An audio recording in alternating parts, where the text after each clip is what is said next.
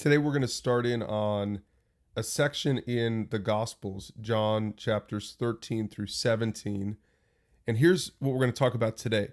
Jesus lived his whole life in service of servants, not of consumers.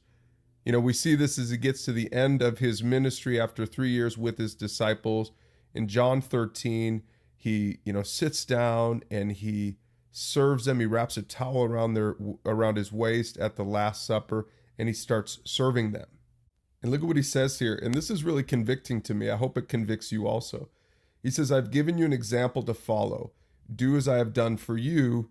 I tell you the truth, slaves are not greater than their master, nor is a messenger more important than the one who sends the message.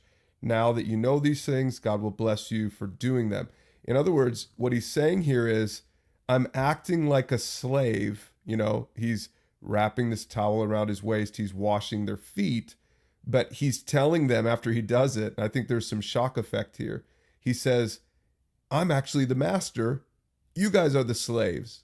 In other words, you're servants. I didn't just serve you right now and for these last 3 years disciple you. I didn't just do it for your sake. I did it so that you would be servants, so that you would make disciples. I don't want you to be consumer Christians. So here's your takeaway, and I want you to think about this, maybe journal on it. How have you been a consumer in the past? And number two, are you willing to give up some free time in order to mentor? Because here's the reality. As you're preparing to mentor, as you're thinking about discipling, the reality is it takes time. The reality is it takes effort. The reality is you're going to want to quit because it's a lot easier just to go home and watch TV every night. It's a lot easier just to go to Bible study. It's a lot easier just to listen to sermons. It's a lot easier, just to, be fed.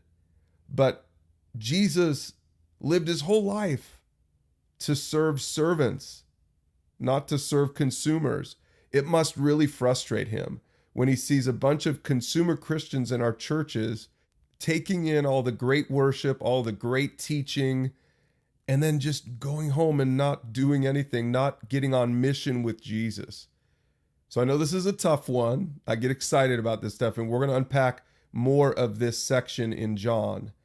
But Jesus really cares about this, and he wants you to get in the game and start making disciples, just like he did.